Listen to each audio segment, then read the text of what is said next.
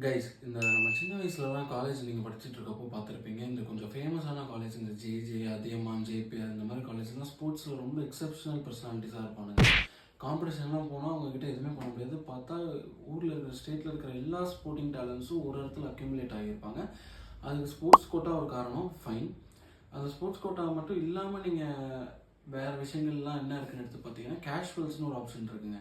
அதாவது கொஞ்ச நாள் படிக்கிற மாதிரி டிகிரி போட்டு ரிஜிஸ்டர் நம்பர்லாம் வாங்கி வச்சுட்டு ஆக்சுவலாக அங்கே படிக்க மாட்டாங்க. அந்த டோர்னமெண்ட் முடிஞ்சோடனே கப்பை ஜெயிச்சு கொடுத்து கிளம்பிடுவாங்க. இதனால் என்ன ஆகுது, அந்த காலேஜுக்கு ஒரு நல்ல பேர் வருது, நல்ல கெயின் கிடைக்குது. ஆனால் ஆன் த அதர் ஹேண்ட் ஒரு லோக்கல் டேலண்ட்ஸான சின்ன சின்ன காலேஜ், அதாவது ஸ்போர்ட்ஸ் மட்டுமே முக்கியம் இல்லை, எங்களுக்கு படிப்பு ஸ்போர்ட்ஸ் எல்லாமே ஈக்குவலாக இருக்குது. ஃபார் எக்ஸாம்பிள் இங்கே சென்னையில் இந்துஸ்தான், திருச்சியில் வந்து ராமகிருஷ்ணா, சாரநாதன் இந்த மாதிரி காலேஜ்லாம் 50-50 கொண்டு போகிறாங்க. அதுதானே ஆக்சுவலான வழக்கம். இன்ஜினியரிங்கோ எம்பிபிஎஸோ படிக்க வர பசங்க ரொம்ப ப்ரொஃபஷனலாக இருக்க மாட்டாங்க. அவங்க எப்படி அந்த ஸ்போர்ட்ஸை எக்ஸிபிட் பண்ணி வெளியே கொண்டு வராங்க தானே விஷயம். ஆனால் கடைசியில் அவங்களாம் கொண்டு வர முடியாமல் போயிடும். ஏன்னா கனவுல கூட நீங்கள் வந்து ஒரு ரியல் ப்ரொஃபஷனல்ஸ் கூட போய் காம்பீட் பண்ண முடியாது. இது வந்து லோக்கலில் நம்ம ஊரில் ரீஜனல் லெவலில் நடக்கிற ஒரு ஸ்போர்ட்ஸில் நடக்கிற ஒரு ஸ்கேம்னே கூட சொல்லலாம். இதே இன்டர்நேஷ்னல் லெவலையும் நடந்துகிட்டு இருக்கு. ஃபார் எக்ஸாம்பிள் நீங்கள் யூஎஸ்ஏ கிரிக்கெட் டீம் எடுத்திங்கன்னா முக்கால்வாசி இந்தியன் ஆரிஜின்ஸ். ஃப்ரான்ஸ் இந்த மாதிரி யூரோப்பியன் ஃபுட்பால் டீம்ஸ் எடுத்து பார்த்தீங்கன்னா முக்கால்வாசி ஆஃப்ரிக்கன் ஆரிஜின்ஸ்.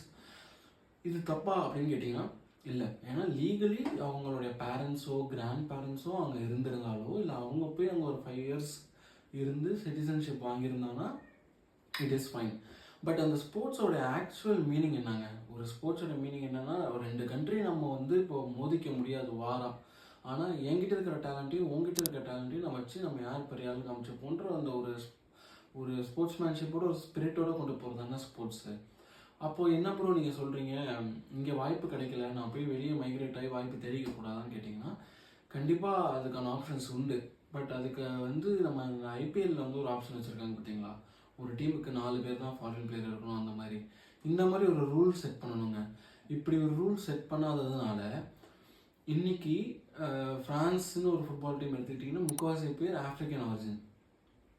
ஜோஸ் மொரினோ அப்படின்ற ஒரு ஃபேமஸ் ஃபுட்பால் மேனேஜர் என்ன சொல்லியிருக்காருன்னா, ஒருவேளை இந்த மைக்ரேஷன் ஆப்ஷன்லாம் இல்லாமல் இருந்திருந்தா ஆஃப்ரிக்கன் கண்ட்ரிஸ் எப்போவோ அவங்க வேர்ல்டு கப் அடிச்சிருப்பாங்க.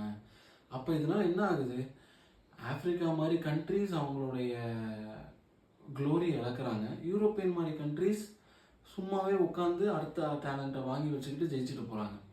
சரி, நீங்கள் சொல்லலாம் யூரோப் அவங்களுக்கு ஆப்பர்ச்சுனிட்டி கொடுக்குறாங்க போகிறாங்க அப்படின்னு.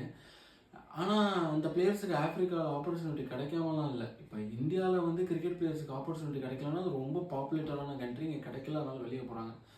பட் ஆஃப்ரிக்கன் பிளேயர்ஸுக்கு உண்டான அந்த ஒரு அலவன்சஸும் இதை மட்டும் கொடுத்துருந்தாலே அந்தந்த கண்ட்ரீஸ்லேயே அவங்க எல்லோரும் ஸ்டே பேக் பண்ணியிருந்திருப்பாங்க, ஜெயிச்சிருப்பாங்க. இதை நீங்கள் என்ன நினைக்கிறீங்க? லைக் வந்து இல்லை யார் வேணால் எங்கே வேணால் போய் மைக்ரேட் ஆகி அவங்க டேலண்ட் எக்ஸிபிட் பண்ணி ஜெயிச்சிக்கலாம், இல்லை கண்ட்ரீஸோடைய லோக்கல் டேலண்ட்டை நம்ம வளர விடணும். இப்படி போய் மைக்ரேட் ஆகி யூஎஸ்ஏல கிரிக்கெட் வளருது, ஆனால் யூஎஸ்ஏக்காரன் கிரிக்கெட்டை வளர்க்குறானா? கிடையாது, நம்ம ஆளுங்க தான் அங்கே போய் பண்ணிகிட்ருக்காங்க.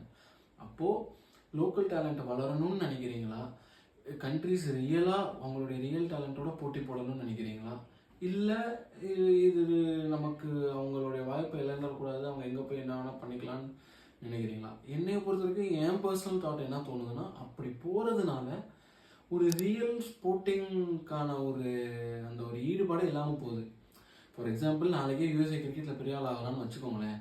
இந்தியாவுக்கும் யூஎஸ்ஏக்கும் ஒரு மேட்ச் வருது. யூஎஸ்ஏக்காரனும் நம்மள மாதிரி தான் இருப்பான், இந்தியாவுக்கும் நம்மள மாதிரி தான் இருப்பான். யார் ஜெயித்தாலும் உங்களுக்கு ஒரு ஸ்பிரிட்டே இல்லாமல் போயிடுமே. அதுதான் என்னுடைய தாட். என்னன்னா, இந்த மைக்ரேஷன் ப்ராசஸ் ஓகே, அதில் கொஞ்சம் ஒரு ப்ராப்பர் ரூல்ஸ் அண்ட் ரெகுலேஷன்ஸ், ஒரு லிமிட்டேஷன்ஸ் வைக்கணுங்கிறது என்னுடைய கருத்து.